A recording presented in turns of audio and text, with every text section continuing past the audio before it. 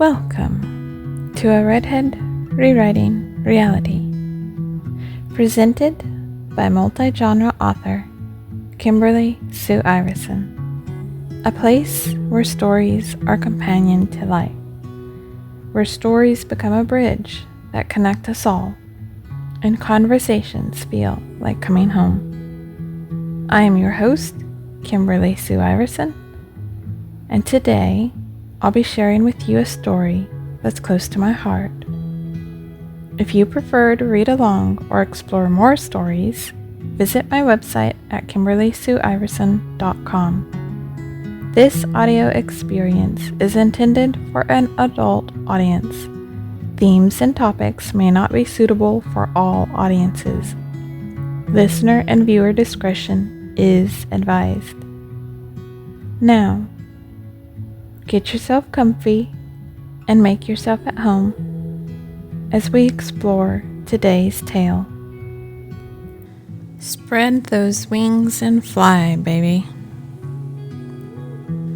I have this quote in my head that I'd heard in a dream a while ago.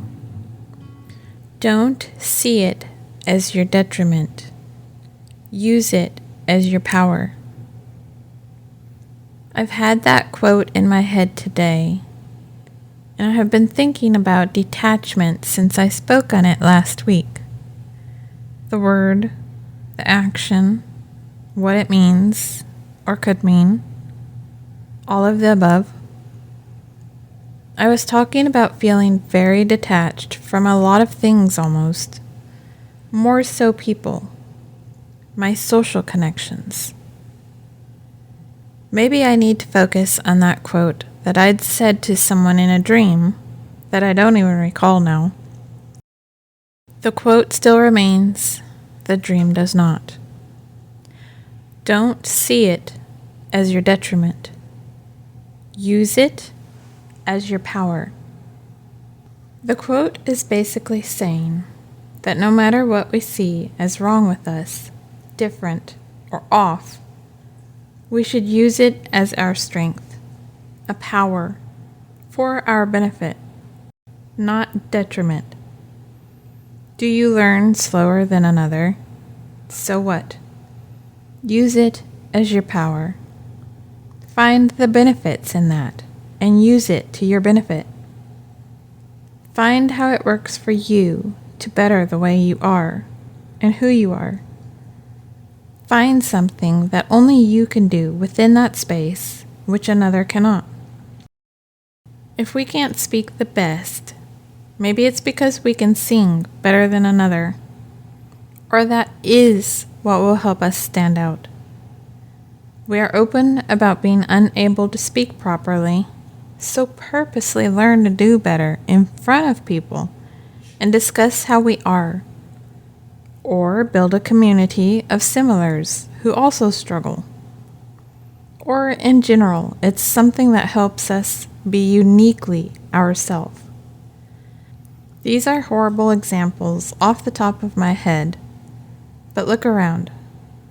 I'd been speaking with this guy for a bit who lost his arm in a motorcycle accident. Sure, it took him a long time to recover and even gain any benefits. But eventually he did grow and used that very same thing to help him. It helped him to stand out and be who he was. We see those people who lose their legs and end up finding out how to work around that and use it to stand out. No pun intended. They learn creative ways to use items or products to help them. They work with their difference. Again, terrible examples, but hopefully I'm making the point I'm trying to make. We're often taught that if there is anything off about us, it's a detriment. Oh, you can't sit still long and focus? Bad, terrible. It makes you wrong and off. You don't fit in. When plenty have ADHD and end up working with it, and finding ways of doing their work despite the struggles. They're creative because of it. They may struggle within themselves, but isn't that a lot of what society does to each of us? Like the quote about those being seen as crazy for dancing were deemed so by those people who didn't hear the music. Society and others deem there to be something wrong with how we are, who we are, the way we act and behave. But what if that very same thing is exactly what separates us for a very good reason? Use it as your power, not your detriment, which is exactly what I began thinking. Something odd about me isn't just that I overthink, but I'm always composing stuff in my head. I can't stop it. When I am washing dishes by hand, cleaning, listening to music, it doesn't matter. The moment I grow quiet on the outside, I think, I compose, I analyze. I am inside a world, inside of my head, where I have a laboratory and a library. I'm in there working on projects. It's like this psychic who approached my mom and dad one time on the Kirkland pier or dock we'd been walking on. I forever remember her walking up to them out of nowhere. Her name was Rose. She started up a conversation and had looked at me and told them, "Don't worry about her when she gets quiet. She's thinking." And had told them I was going to be a scientist one day. I mean, that is the one area I cannot stop enjoying, and always have, which is why I play with it in stories. So too, everything else I wanted to focus on and be. Lawyer, teacher, veterinarian, mother, and on. I know she was probably speaking less on the psychic aspect and more on just knowing people like me and advertising herself in that way, so bear that in mind. But that one thing always landed with me the most that I think many understand now about the quiet people. We're not quiet because there's nothing happening upstairs. Some do. When I'm quiet, though, I often am composing. Not just thinking, but these blogs, my writing, things to say to people. I don't know why I do it, or others out there do it.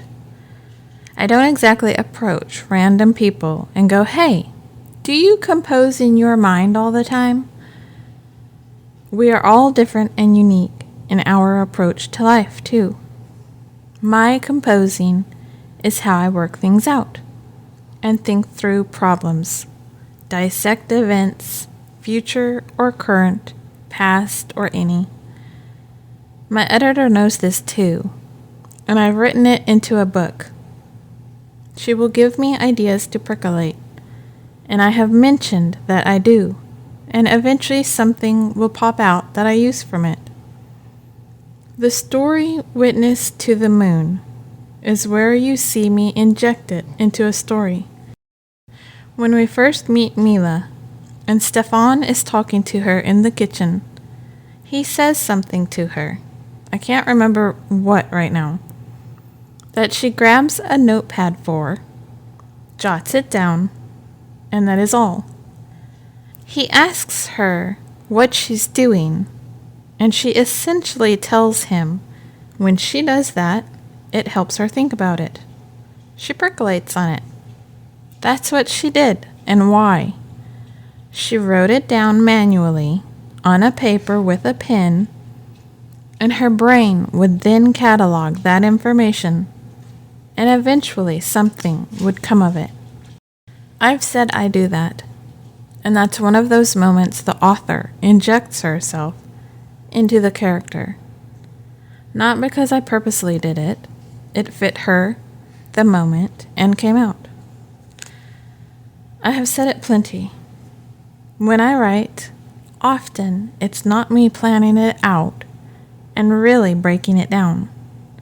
It's my characters living their lives, and I just write down what's happening. Because as much as I talk about character interviews, planning things out, outlines, I don't live in those things. I couldn't if I tried. I will do them and rarely look while I'm writing unless I'm stuck. Then I will peruse them again. My writing that's dull and lifeless, that's usually when I lock down to an outline and try to do what is quote-unquote normal for many authors and writers, and either fully pants it, writing without a plan or thoughts in mind and free write, or plan it out, work off outline, and be strict about it. I work in the gray zone. I live in the gray zone. Like mist or fog, I shift and change and go back and forth. And that too is something I think I need to just accept about myself. Too much I've felt I must fit one or the other side, or even remain middle ground, as that too is a side. People think it isn't. No, it's neutral and allowing people to truly be themselves and not involve self. Choosing one side or another doesn't mean you can't also choose a middle ground and fence it for certain things. While others migrate to all sides at once, or, like a ribbon, thread yourself in and out, depending on the time and moment. This world is constantly wanting to separate us, divide us. This world is constantly demanding we choose one group and remain there. It hates people that do not conform to one path and remain in their lane. You've heard it. Stay in your lane. Okay. How often do you? Do you remain out of everything in life? No. Do you involve yourself in everything in life? No. Do you remain as you are, all days, in all ways? No. Exactly. Society is always going on now that this side is wrong and that other side is bad. Look in the mirror. We're criticizing others for many of the same behaviors we do. One group is not the exact same as the one in the past or future, or another with different people. Nobody is locked into one solid path forever. We are ever changing, and one of those very changes and shifts are people like me. Sometimes we shift our footing and we'll be super outgoing one day and super introverted the next. One day you'll find me in a skirt, and the next jeans, the next military pants. I never even remain the same for how I look or behave. One day I might blast you for saying a certain word, and the next say absolutely nothing. One day I may only want to focus my attention on blogs of a certain theme, and the next a different one. I don't know when I'll want to do what. If I remain consistent, it's not necessarily a habit I've built as much as a choice I make to remain consistent with it. Because even my habits, once established, might shift. I can't predict it, for self or my life would be easier. One thing I have thought a lot about this past week is detachment. Because I was thinking about how attached I would become to people, and I began to learn if I did, I'd be hurt. People will argue, people will say it's because it's my fault that I choose people who don't commit and connect. But guess what? It's not totally on one person. I've heavily attached to plenty in the exact same way and method who have also stayed in my life, and nothing was different but the person I attached to. That's what they don't speak about. Yes, we can choose people who consistently leave or stay, but they always put it on us solely when that other person is also making daily, consistent choices to remain in our life or not. And sometimes, no matter how much effort we put in on both sides, it's not enough, or one side or another grows some sort of resistance to the other, or a lack of interest in continuing to get to know the other for many different reasons. Life is determined to pull us apart, and one of us will finally let go, and the other follows. Does that make either side bad or wrong? You can decide for yourself. The point is that we see all these relationship coaches who make loads of money pushing the idea that it's one or the other. When plenty connect to someone at an early age and they die together, others never truly connect and remain with one individual even for a few weeks. We are all different. I'm not against a coach if it helps people, but I also do pay close attention to these I'll come across who use their looks to push ridiculous ideas on people because they know they have people fawning over them and they prey on it. Like this guy I've seen tell women, if he pulls back and you don't reach out, he's going to find a better quality woman. He wants to know that you're going to put as much time and energy into things as him. As in, hey girl, you aren't a high quality woman if you're not reaching out when he pulls back. The next video he posts weeks later that might pop up on a feed thanks to algorithms will say that if you chase a man, he will go away. Stop reaching out because high quality women don't. So reach out, but also don't reach out. Both methods, there's a psychological underscore of it is all on you. You're not high quality if you're doing either. So keep following me because I'm going to subtly make you feel like shit. But you're also not high quality if he leaves and the guy doesn't choose you. This is the theme of his messages. So to help people, you're implying a woman is a piece of shit no matter what she does. And she is because that certain man who she wanted didn't want her back. And that's clearly the reason he moved on. Yet you're supposed to be empowering a woman. The issue I have with coaches who do that is because that's a huge thing we've all seen. Treat a woman like crap, and she will keep coming back. I have heard men full on say, chase her hard, then pull back. If she doesn't start chasing you, move on because she's not interested. As in, play this game with her and do it strictly to ignite her to chase you. So now you no longer have to put the effort in, and she does everything. Women aren't better. I've heard similar for men. What that's preying on are insecurities and cultivating more in us.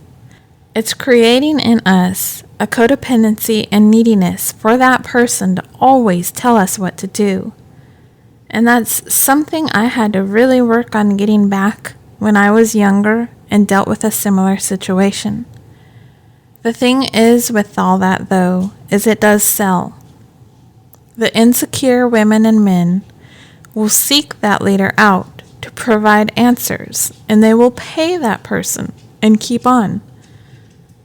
I had once dealt with it for a law of attraction group. I enjoyed learning more about a lot of that back then, and this one in particular latched onto me. She essentially wanted me coach her 24/7, and I was pushing her to see that all she was doing was chasing a guy, hating herself for it, allowing him to use her while with others, and believing just saying he'd be with her would solve everything. I was getting many messages of the same repeat thing. And I kept repeating it to her. Let him go and move on. He will probably then see your worth, but checking his phone, messaging him, playing all these insane games that hurt only her own mind and wasn't allowing her to breathe or sleep and focus on herself was harmful. Everything she had was being poured into him and him alone. All her energy was going into this man. What's he doing? Who's he with? And she not only latched onto me, because I've had what many call law of attraction work for me all the time, but the group and the coach that was in the group, who was essentially doing the same. Preying on insecurities most, not creating leaders and people who didn't need her. If I'm helping someone and they keep needing me all their life, I've done nothing for them. If we cannot eventually break free of a teacher, they're not helping us grow.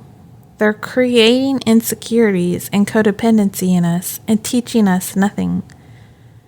Another might say that the guy is in the wrong, and the asshole if he isn't consistent in reaching out. And you're going to have to be very relaxed and this or that to ensure he does keep coming back. But again, you're the issue. Since I'm female, I'm obviously seeing more male-focused things, but I see it for the opposite too. It is all based on basically one of us being in the wrong and having to do certain behaviors to ensure a person gets attached. Don't be a runner, be a chaser. But don't be a chaser, be a runner. Always remain slightly detached. Don't connect. Say only this. Don't bring up your ex on the first date or what you want. Be fun and playful, but be serious. Isn't that wonderful? The idea is that either attachment or detachment is wrong, and you must shift your behavior to a more appropriate one to have good relationships. I'm not just talking about romantic for any of this, by the way. Use it however. You ever seen couples who are completely dysfunctional from day one and remain happily married their whole life? Or those who meet as children and die together? Or do all the right things and then, out of nowhere, when they get older and kids grow up, they split because now they cannot stand being with each other. They only survived as long as they did because they never actually stayed together more than a few hours, so were always gone from one another. There is never one formula or static position for anything on this planet. We shift, we flow, we change, and maybe that's what I have been missing and what I have to focus on. When I was in my teens and early 20s, I reacted to very little because I felt I was numb, not realizing that maybe I was having to go through that detachment I had to everything around me. It helped me grow and become what I was. We see loners and independence as being a detriment in some way, when what truly matters is how they feel. Maybe they're going through that for a reason and needing to. Maybe it's who they are. and they are their happiest selves and healthiest living that way. It doesn't mean you need to become that to be happy if it works. Just like it doesn't mean they need to stop to please the world and attach more. We learn from them being the way they are, don't we? Either we say, I don't want to be that way, or I do want to be that way. Not just that, but do we know if each of these people are super happy within? That's another idea pushed. If you're content and not always achieving, it's wrong. Or if you're being lazy and happy, well, that's wrong too. When we go through what some deem as seasons to life, we go through life stages, childhood, teens, 20s, and on. Midlife crisis, anyone? We are ever evolving, shifting, changing.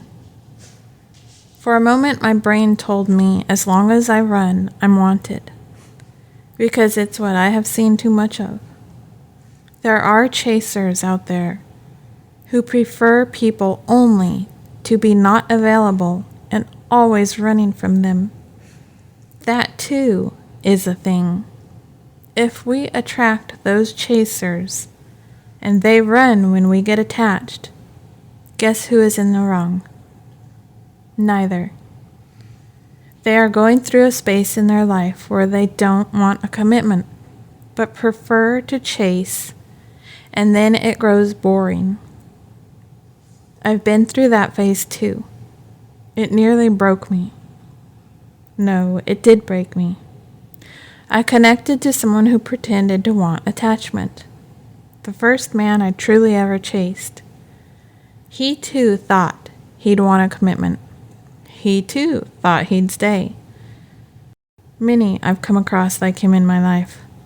When that depth begins to take place, they remain just out of reach, and you find yourself working hard to get the attention or keep it, then discover, often the hard way, that they will never give you what you want, and have to find the courage to disconnect. Others have learned how to do it faster and easier than I did back then. It took a lot for me to stop reaching out. Coincidentally, he's a guy who I knew if I called him up and said, hey, want to get married? And made the immediate plans to, he would probably go through with it. But why would I do that? Just to be married? Especially to someone like that? Just to have a connection with someone who'd purposely made me work that hard for him, and I'd probably always have to do that. Control the situation? No. For those who think I'm single because I didn't have options, it's not true. I've had plenty who wanted to marry me. But like that one, it would have just been, hey, you want to do this? Yeah, sure. Then we can go buy some groceries and go to a movie after? Yeah, cool, whatever. Doesn't mean I wouldn't be happy with him, or we could. But I don't know. I seek someone who truly seeks a friendship with me, and I've yet to find those. Now it's more difficult to find, and not because of others. Because of me too. I'm not looking for a permanent situation, I think. No, I don't think. I know. Right now, I'm just not. It's clear I'm in a space where I can't commit to anyone, and I feel nothing toward one way or another. It could happen tomorrow, and there's no predicting it. I'm taking things a day at a time, but I'm definitely in a space and time in my life I struggle to see it happening. I can barely hold on to friendships. Which leads me to my title of this post, Spread the Wings and Fly. I got it from a quote where it said that the eagle doesn't get bothered by crows nitpicking it. It simply spreads its wings and rises. The crows cannot keep up as the eagle goes higher. So when bothered by something, spread your wings and simply rise. Things fall away that aren't meant to be there, because they cannot keep up. I learned through everything I've been dealing with that maybe what I'm dealing with isn't something to see as wrong about me. My detachment from social situations is shifting my mind on a lot of things. When I was in my teens, I didn't care about finding a partner because I was busy living my life. Many saw it as wrong and constantly were on me about it, making me feel wrong, so I slowly began to focus more on relationships. You know, you need to get out more, date, all that. That led me down a path that got me raped by my ex. It hit me though. Maybe that's just what time I'm in my life. It's not about seeing the detachment from social aspects and situations as wrong. Society would tell us it's wrong. Friends might.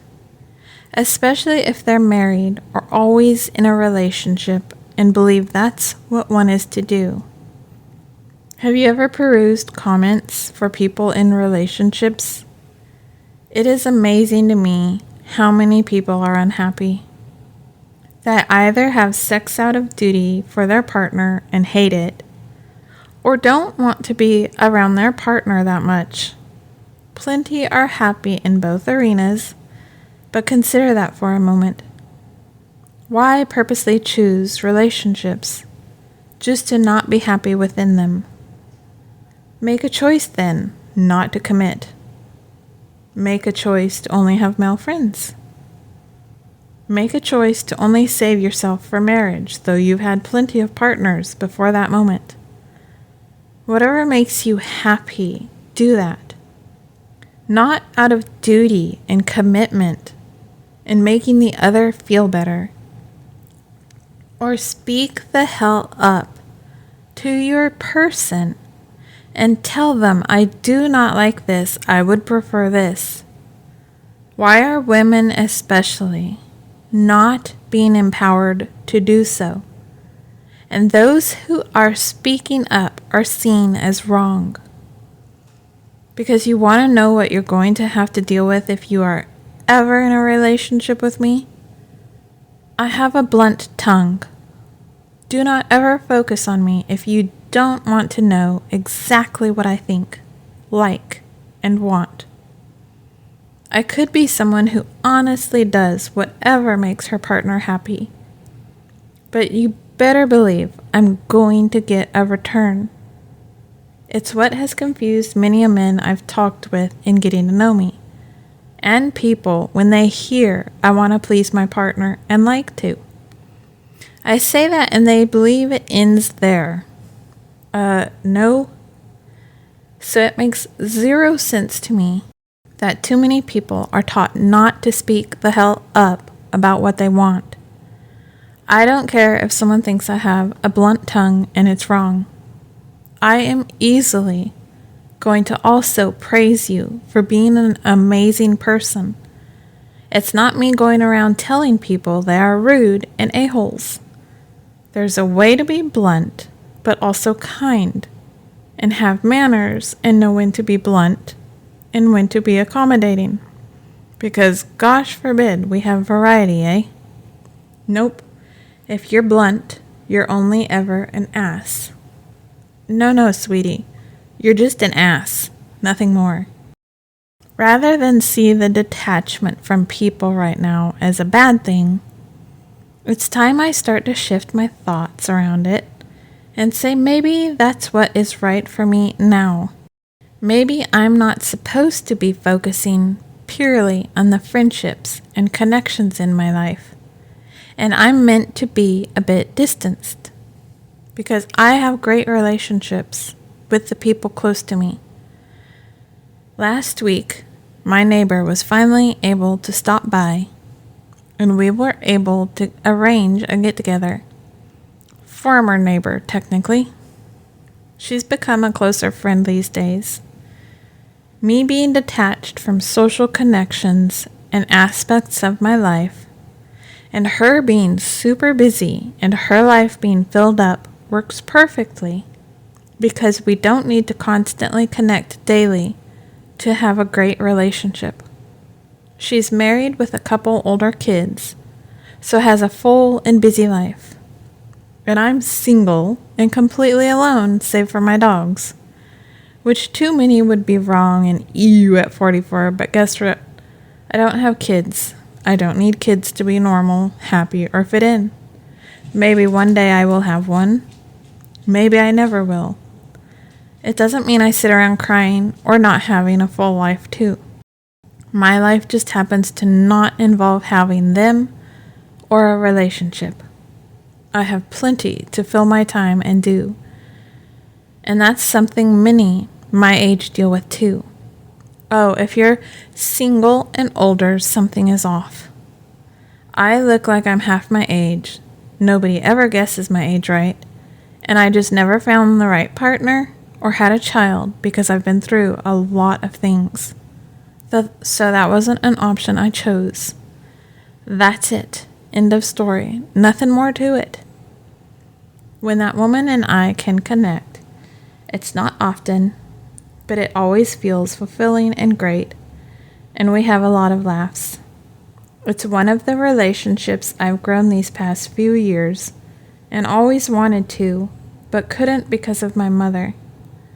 She was a solid block in my life. Now that she's gone, maybe that's it as well. The block is gone, so I'm being released from that cage.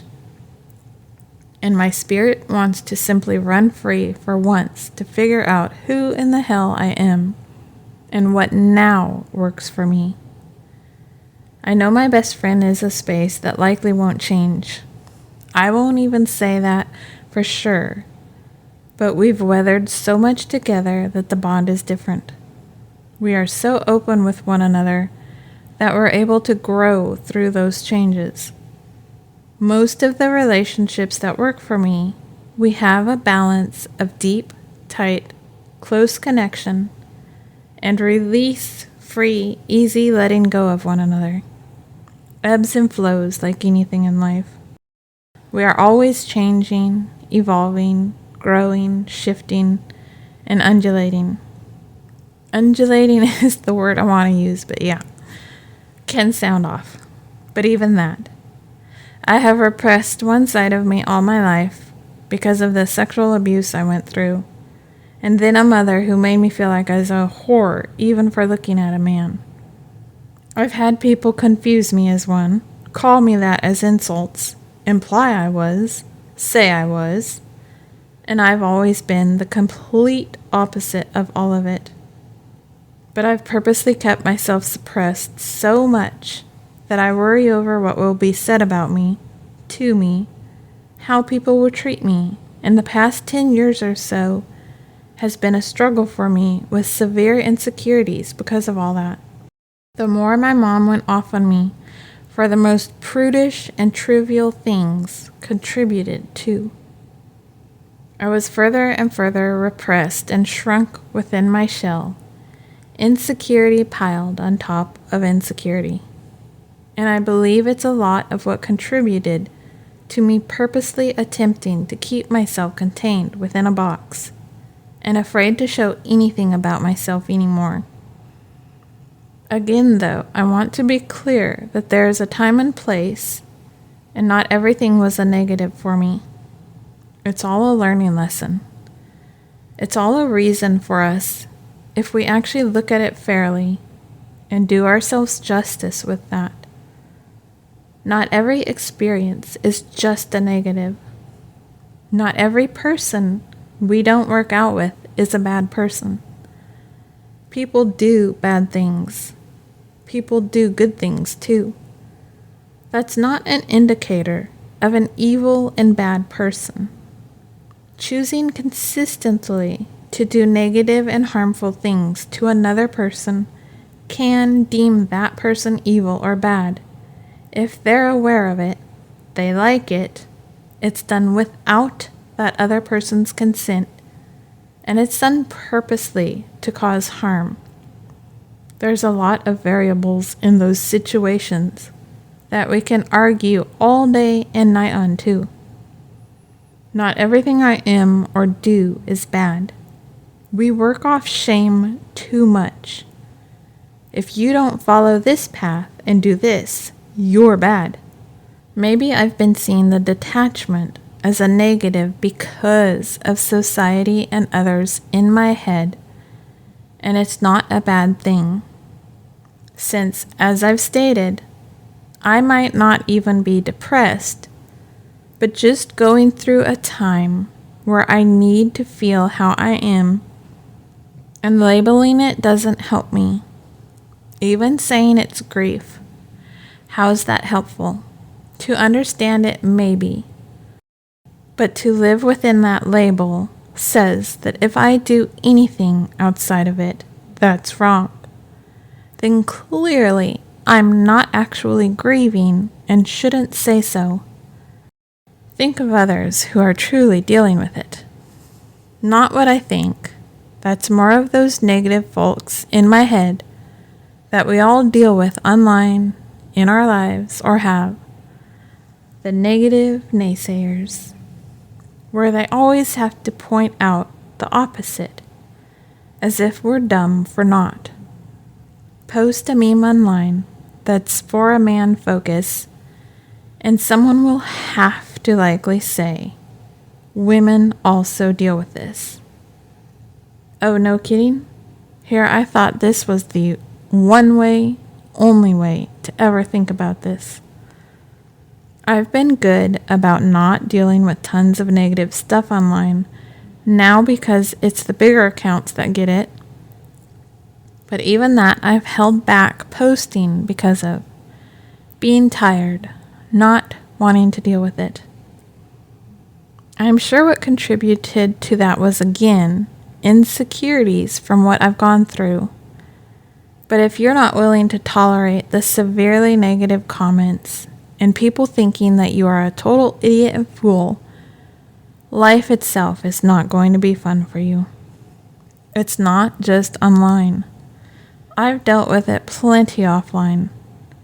It's just the past 10 years or more, I've struggled so much with the insecurities rising and slowly hiding deeper and deeper into a box, trying to suppress myself. It's like I said a few posts ago. I'm tired of apologizing for myself. I'm tired of fitting myself into a tight little box. I'm tired of suppressing myself. That's really what the problem has become. I have unwittingly allowed my courage I naturally possess to be whittled away and participated with others and shrinking down into that box as it's shrunk more and more and more. Even in allowing those around me who made me feel small and encouraged me not to be myself and open. That doesn't mean people who didn't constantly push me. It could have even been those who always pushed me for more instead of stepping back and allowing me to open my wings on my own versus trying to pry them open and telling me, come on, spread them out, come on, as much as those who kept pushing them down as if to say I wasn't ready. I wasn't being allowed by some to progress at the speed I needed to for me in my own time. So it's not just one person, it's not just other people, but myself too.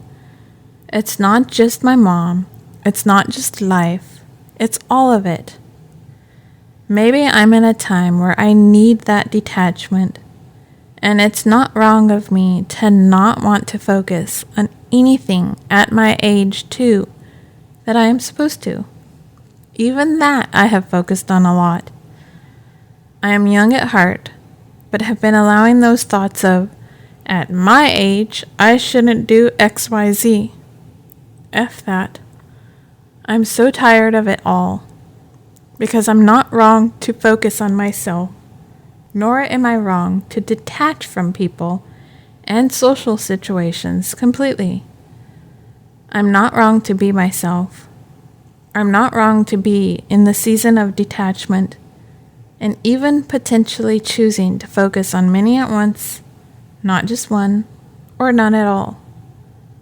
One of those things that I'm going to focus on more, I'll discuss next time. More to come. Thank you for reading and subscribing, or listening in this case. I know how valuable your time is, so it means so much that you are here, and I am beyond grateful you chose to spend this time with me. What are your thoughts? Engage with me and start a conversation. Just don't be rude about it.